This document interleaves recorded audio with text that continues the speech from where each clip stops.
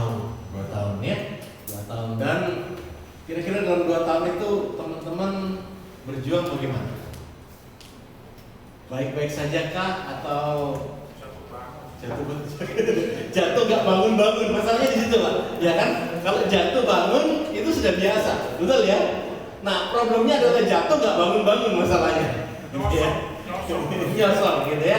Saya nggak tahu teman-teman keadaannya seperti apa, tapi yang saya tahu teman-teman banyak teman-teman yang lain kalau ngobrol dengan saya, mereka selalu bilang begini, udah sangat capek, betul ya? Sudah sangat capek. Saya nggak tahu apakah keadaan teman-teman sama apa nggak, sangat capek atau tidak. Tapi yang jelas 80-90% orang hari-hari ini sangat mengalami keletihan. Baik itu dalam keletihan fisik maupun dalam keletihan jiwanya, apalagi keletihan rohaninya. Betul ya? Jadi banyak yang mengalami keletihan. Coba lihat teman kanan kiri dijawab bilang begini, kamu kelihatan capek loh memang kamu. Dari wajahmu kelihatan capek. Jadi memang pandemi begitu banyak menyedot tenaga kita. Dan setiap kali engkau capek, engkau tergeletak, selalu orang ada yang bilang begini, jangan menyerah, betul ya? Never give up katanya gitu. Nah, saya cuma kadang-kadang saya berpikir begini, ketika orang berbicara mengenai never give up, it's not a bad thing. Itu bukan hal yang buruk, itu baik. Tapi kadang-kadang ya keterlaluan, teman-teman, ya kan? Orang sudah sangat kejepit, posisinya sudah hancur-hancuran, masih dibilang suruh never give up katanya. Ya, malam hari ini kita mau belajar ya. Kadangkala di satu titik dalam kehidupan kita, saya belajar begini, di satu titik dalam kehidupan kita harus ada kata give up. Ya, harus ada kata give up. Kenapa? Karena tidak selalu never give up membuat engkau kuat. Kadang-kala Tuhan mau engkau berjalan di sebuah keadaan di mana engkau harus give up. Engkau harus menyerah pada keadaan itu. Engkau gak bisa berkata aku never give up. Orang yang sudah mungkin kondisi keuangannya hancur, perusahaannya sudah gak karu-karuan, hutangnya sudah besar. Engkau gak bisa terus berkata bahwa never give up, dipertahankan. Semakin hari semakin besar, semakin hari semakin besar hutangnya. Kalau dipertahankan terus, yang terjadi ujung-ujungnya apa? Ujung-ujungnya apa? Apa yang terjadi dengan perusahaannya kalau dipertahankan terus dengan kondisi seperti ini? Kolaps, bangkrut, betul ya? Kalau kita nggak menyatakan bangkrut, dinyatakan bangkrut oleh orang lain. Maka saya mau katakan begini, mari belajar momen kayak saya belajar di DKI, bahwa pasti akan ada satu titik di mana kita semua harus give up, kita semua harus menyerah. Dan mari belajar untuk menyerah dengan benar. Nah, malam hari ini makanya temanya give up, give up. Bukan never give up. Never give up is not bad. Tapi sometimes you must learn about give up. Satu kali waktu kita belajar mengenai apa itu kata menyerah. Kita lihat Roma 2 ayat 5, tetapi oleh kekerasan hatimu yang tidak mau bertobat, engkau menimbul murka atas dirimu sendiri pada hari waktu mana murka dan hukuman Allah yang adil akan dinyatakan. Nah, kadang-kadang mungkin yang kita lakukan dalam kehidupan kita, yang kita sedang perjuangkan, saking seringnya diajari untuk never give up, maka kadang-kadang ketika kita melakukan hal yang salah, kita juga never give up. Ya, di sini nggak ada, tenang aja omong. Ada orang pria yang berselingkuh, dia bilang aku harus pertahankan nih cewek ini, carinya susah, never give up. Ya kan? Akibatnya di sini nggak ada, di sini nggak ada. Tuhan nggak selingkuh kali ini.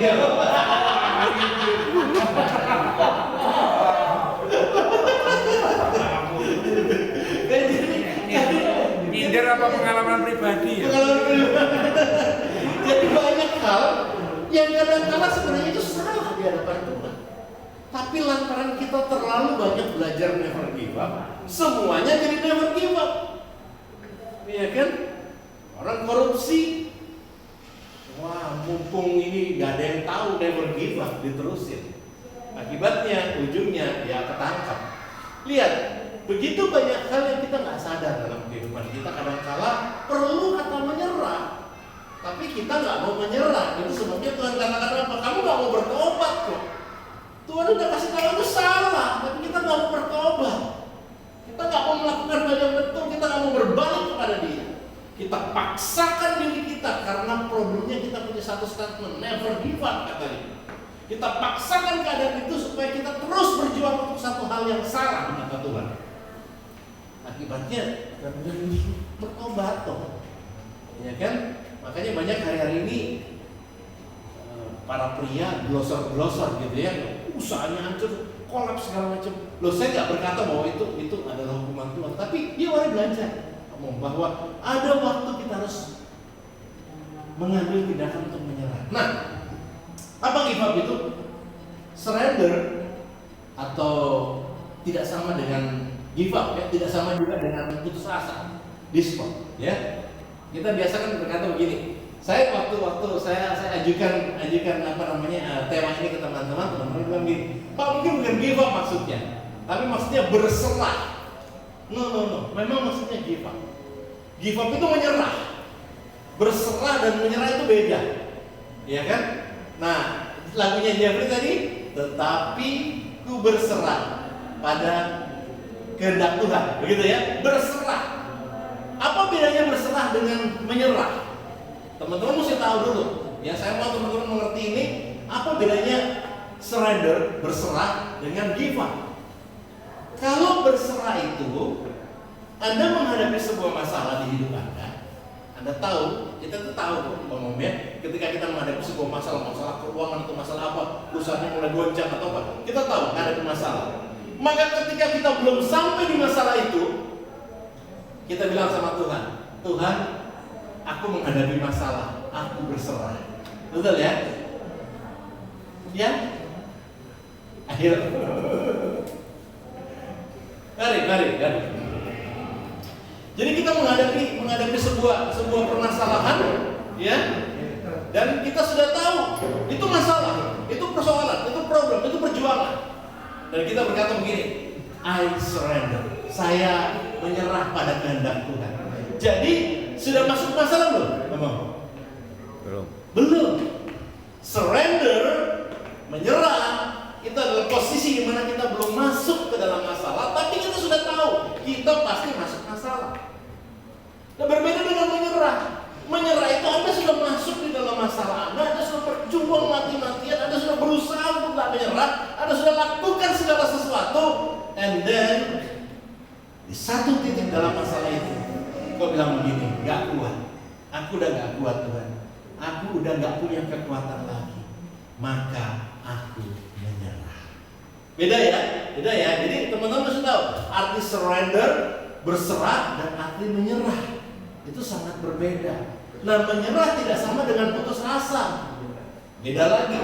Kita sering bilang gini, wah jangan putus asa, kamu jangan menyerah. Menyerah belum tentu putus asa. Orang yang putus asa berarti sudah tidak punya sebuah harapan. Tapi orang yang menyerah masih punya sebuah harapan. Kenapa begitu? Sederhana. Orang yang tidak mau mengakui dosanya tidak akan menerima pengampunan. Betul ya statement ini ya? Jadi kalau bapak-bapak atau omong sekalian bilang gini, aku gak berdosa kok, saya selingkuh tapi itu bukan dosa, bisa terima pengampunan gak? Gak lihat. Ya, bisa terima pengampunan gak orang yang begitu? Gak bisa. Kenapa gak bisa? Karena dia tidak pernah mengakui bahwa dirinya berbuat. Nah, omong semua, seorang yang tidak pernah mengakui bahwa dirinya bersalah atau berbuat dosa tidak akan memperoleh pengampunan. Jelas. Ya. Kita melakukan sebuah kesalahan, mukulin temannya, terus kita bilang, enggak salah. Ya. Suruh minta ampun, enggak mau, enggak salah. Tidak akan pernah memperoleh pengampunan. Ya. Nah, apa hubungannya dengan give up tadi? Sama. Orang yang tidak mau menyerah tidak akan melihat adanya mujizat. Sama nih, posisinya dua statement ini sama. Jadi kalau kita nggak mengakui dosa, ya nggak pernah bisa memperoleh pengampunan. Sama, kalau kita tidak mengaku menyerah, maka kita nggak akan melihat mujizat. Kenapa dikatakan dalam 1 Yohanes 1 ayat 9 katakan begini, jika kita mengaku dosa, maka ia adalah setia dan adil sehingga ia akan mengampuni segala dosa kita dan menyucikan kita dari segala kejahatan. So, first thing, hal pertama yang kita mau belajar sama-sama. Ada satu titik di hidupmu, ada satu titik di hidupmu. Engkau sudah tidak pernah bisa berkata never give up anymore. Kau nggak bisa berkata never give up. Tapi ada satu titik posisi di hidupmu, engkau harus menyerah. Tapi menyerahnya yang benar ya, nanti kita belajar menyerahnya bagaimana. Tapi saya mau cuma menekankan begini, ada satu titik poin di hidupmu, saya nggak tahu apa. Tapi kalau teman-teman di komik kita sering ngobrol, ada banyak titik di kehidupan kita harus menyerah. Kita harus letakkan segala sesuatu. Saya berulang kali lakukan itu. Kenapa? Karena saya tahu titik itu saya nggak bisa terus. Dan jangan keraskan hatimu. Kenapa? Kalau kamu mulai mujizat, kalau kamu melihat sesuatu terjadi atas turun tangan Tuhan, maka menyerahlah. Kalau enggak, kamu enggak akan melihat Tuhan bekerja di sana. Kenapa begitu? Kita lihat hal yang kedua. Satu langkah mundur. Pernah dengar peribahasa ini? Satu langkah mundur untuk 1000 langkah maju. Betul ya? Peribahasa ya. Satu langkah mundur untuk 1000 langkah maju. Apa artinya? Kadang-kala dalam kehidupan umum, kehidupan kita semua ini, Tuhan memperhadapkan kita pada sebuah posisi di mana kita harus menyerah, melangkah mundur. Supaya apa? Supaya Tuhan mempersiapkan sebuah kehidupan yang melangkah 1000 langkah ke depan.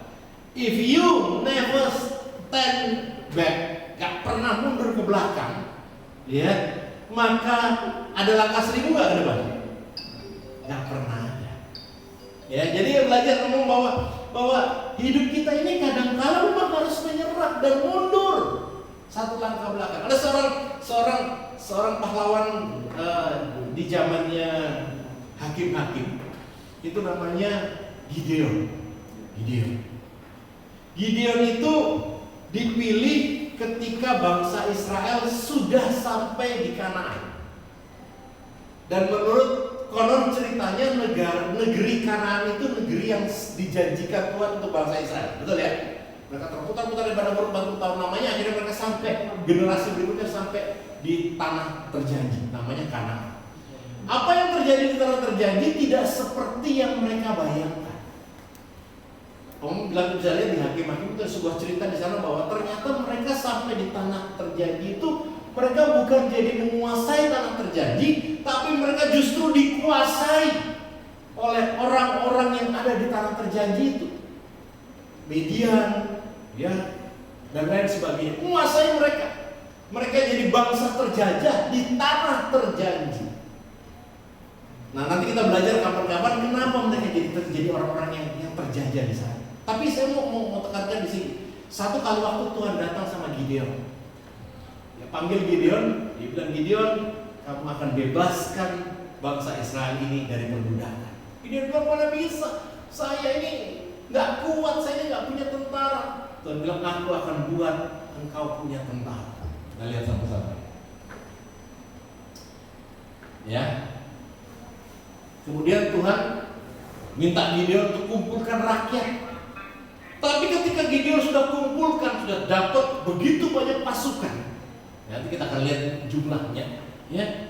Kemudian Tuhan mulai memfilter. Anda perhatikan baik-baik teman-teman yang terkasih. Hakim-Hakim 7 ayat 3 berkata begini, siapa yang takut dan gentar, biarlah dia pulang dan enyah dari pegunungan dia. Lalu pulanglah 22.000 orang dari rakyat itu dan tinggallah 10.000 orang. Berarti sebelumnya ada berapa orang? 32.000. Jadi Gideon itu sudah dikasih Tuhan mandat, kemudian dia sudah mengumpulkan 32.000 orang untuk berperang melawan bangsa Midian. 32.000. Dan saya percaya begini, ngumpulin orang 32.000 gampang apa kan? Gak gampang gitu ya. Kita ngumpulin 50 orang aja setengah mati gitu ya. Ini 32.000. Ya, 32.000 orang dikumpulin Baru Tuhan bilang sama dia begini, ayo dari 32 orang ini terlalu banyak, kurangkan. Kalau saya jadi Gideon, saya pasti protes sama Tuhan, betul ya? Mungkin hanya lagi yang ngumpul kok dikurangi. Sudah susah payah ngumpulin orang terus dikurangi. Ya, tinggal 10.000. Ya. Hakim-Hakim 6 ayat 5, Gideon menyuruh rakyat itu turun dan minum dari air. Jadi Tuhan bilang begini, masih terlalu banyak, 10.000, turun ke sungai, turun, suruh mereka minum. Mereka minum. Dan berfirmanlah Tuhan kepadanya, barang siapa yang menghirup air dengan lidah seperti anjing menjilat, ia harus kau kumpulkan tersendiri. Demikian juga orang yang berlutut untuk minum. Jadi mereka itu jegur minum, sama yang berlutut itu dikumpulin sendiri-sendiri.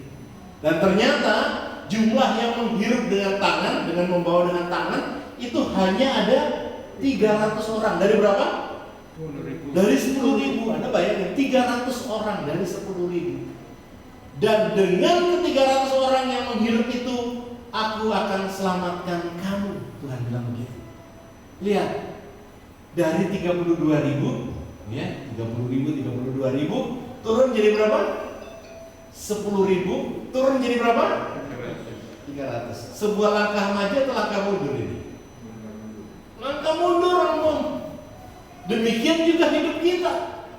Kadang-kala kita butuh sebuah hal yang give up, mundur. Kalau saya jadi Gideon ketika sampai di 10.000, saya udah bilang, Tuhan, jangan ada Tuhan. Karena nggak bakal mungkin. Midian itu tentaranya jumlahnya banyak banget. Ya, kalau nanti belajarlah di Hakim-Hakim, gitu ya. Om Roni mau kemana? Mau mundur. Mau mundur.